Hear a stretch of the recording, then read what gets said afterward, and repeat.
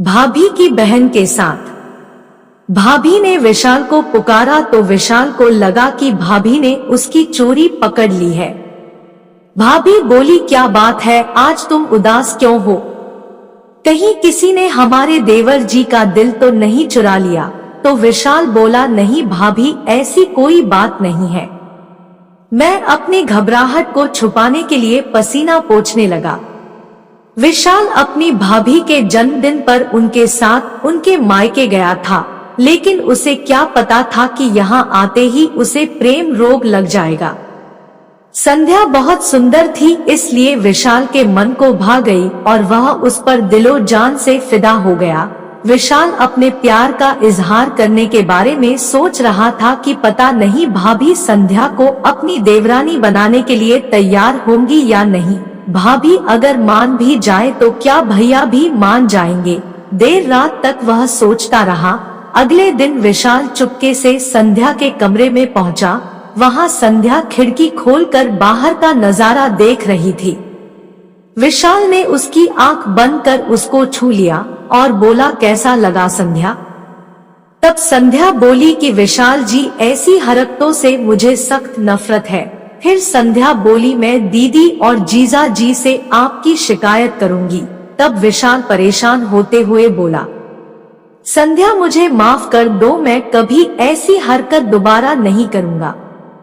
संध्या बोली, मैं अभी दीदी को बुलाकर लाती हूँ। इतना कहकर संध्या फीकी मुस्कान के साथ वहां से चली गई। विशाल का मोहभंग हुआ और उसे लगा कि संध्या को उससे प्यार नहीं है। वह अब तक उससे एक तरफा प्यार कर रहा था।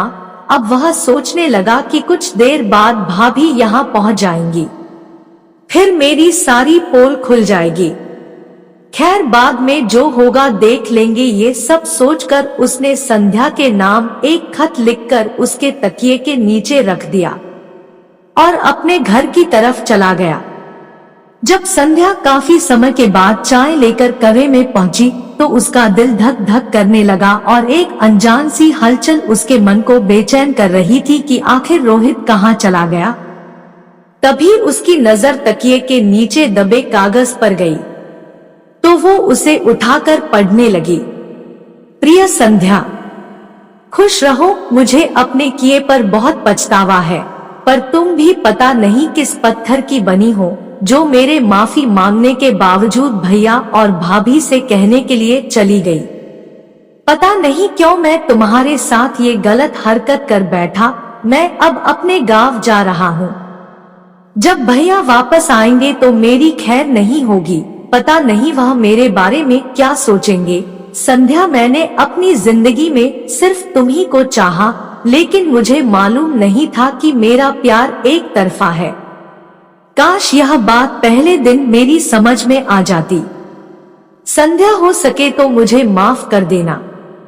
अपनी जिंदगी में पहली बार किसी को चाहा था। तुम्हारा विशाल।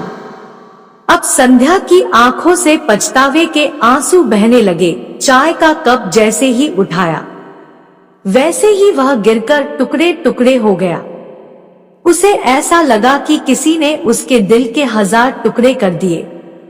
संध्या ने कभी सोचा भी नहीं था कि वह अपने भैया और भाभी की इतनी इज्जत करता है।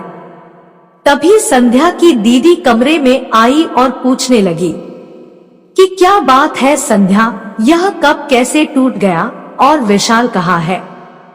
आते ही संध्या की दीदी ने सवालों की झड़ी लगा दी। अचानक उसकी निगाह संध्या के हाथ में बंद कागज पर चली गई, जिसे संध्या छिपाने की कोशिश कर रही थी। लेकिन संध्या की दीदी उससे खत लेकर पढ़ने लगी और पढ़ने के बाद बोली, तो यह बात है? नहीं दीदी, वो तो विशाल। संध्या अपनी बात पूरी नहीं कर सकी और बीच में ही उसकी दीदी बोली, अरे तेरी आवाज में दर्द क्यों है? प्यार करना कोई बुरी बात नहीं है। एक बात बताओ संध्या, क्या तुम भी उससे प्यार करती हो? तो संध्या ने नजरें झुका ली, जो इस बात की गवाह थी कि उसे भी विशाल से प्यार है। तब भाभी ने उसे भरोसा दिलाया कि वह सब कुछ सेट कर देंगी और कुछ महीनों के बाद वह तुम दोनों की शादी के बारे में बात भी करेंगी। जिसे सुनकर संध्या शर्मा गई।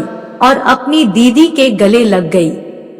फिर जब भाभी घर गई तो विशाल उनसे नजर नहीं मिला पा रहा था और उसे डर भी लग रहा था। तो भाभी ने उससे कहा कि देवर जी, अगर आपको मेरी बहन पसंद है तो डर क्यों रहे थे? मुझे सब पता चल गया है। जिसके बाद विशाल ने बोला कि भाभी वह तभी भाभी ने कहा कि मैंने तुम्हारा लेटर पढ़ लिया है और संध्या भी तुम्हें पसंद करती है। जिसके बाद मुझे भाभी की उस बात पर यकीन नहीं हुआ। फिर भाभी ने कहा कि तुम दोनों टेंशन ना लो, मैं सही समय देखकर तुम दोनों की शादी की बात घर में चलाऊंगी। जिसके बाद विशाल बहुत खुश हुआ और अपनी भाभी को धन्यवाद बोलकर बाहर चला गया। कहानी अच्छी लगी हो तो वीडियो को लाइक शेयर, चैनल को सब्सक्राइब जरूर कर लें ताकि ऐसी ही वीडियोस आपको मिलती रहे।